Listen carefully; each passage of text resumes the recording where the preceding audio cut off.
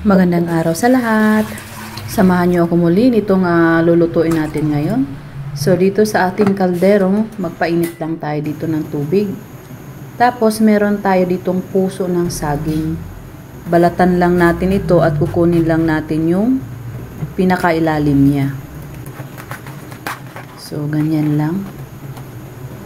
Balatan lang din ulit natin. Yung iba, hanggang dyan lang okay na sila. Pero ako kasi, yung medyo maputi na yung dulo niya. So, pag ganyan na, hiwain lang natin ito sa 4.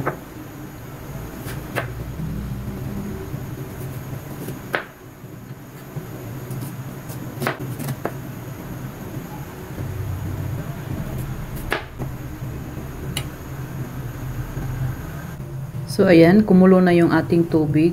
Ilalagay na natin dito yung ating puso ng saging. Maglagay lang tayo dito ng asin para mawala yung kanyang pait. Kapag lumambot na, hanguin na natin ito.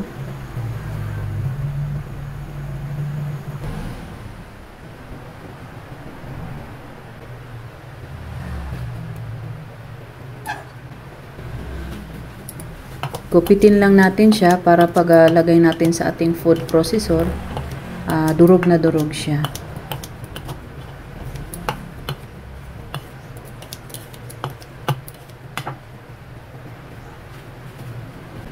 Timplahan lang natin ng asin. Maglagay tayo ng kamatis, sibuyas dahon, at sibuyas. Tapos maglagay na rin ako dito ng kaunting hipon, tapos konting pampalasa at paminta. Halu-haluin lang natin siya para mag-combine yung kanyang mga ingredients.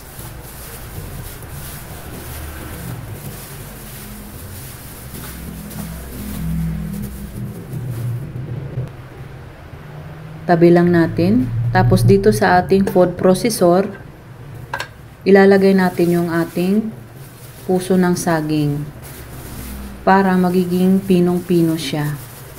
Para tayong gumawa nito ng lumpia. Pero kakaiba naman itong gawin nating puso ng saging.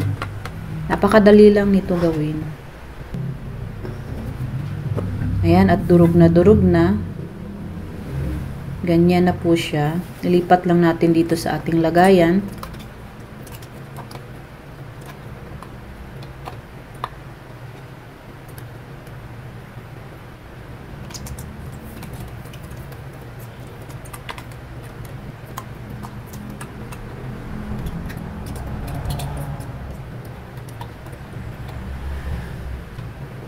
Maglagay lang tayo dito ng 2 kutsarang harina, 1 kutsarang cornstarch, 3 pirasong itlog, pwede naman 2. Ayan, haluin lang natin siya. Napakasarap dito lalo sa mga batang hindi kumakain ng gulay. Ayan, ganyan ang gagawin nyo, durugin nyo na lang.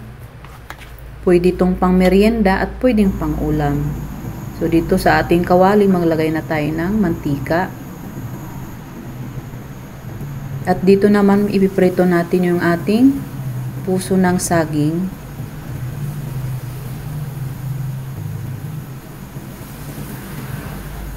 Ayan, napakadali lang gawin. Ayan, baliktarin lang natin siya.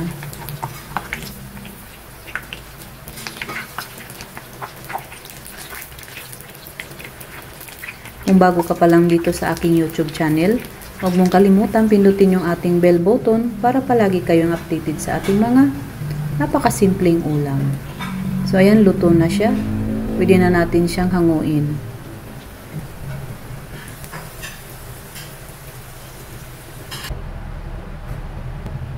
So ganyan na po siya. Bula-bulang puso ng saging. Napakasarap, napaka-healthy pa. So, meron tayong sweet and sour sauce. Pwede naman kayong gumawa or ketchup. So, titikman na natin. Napakasarap nito. Magugustuhan ito ng mga bata. So, ayan po yung ilalim niya. Lutong-luto na. Maraming salamat sa inyong panunood. Tara, kain po tayo!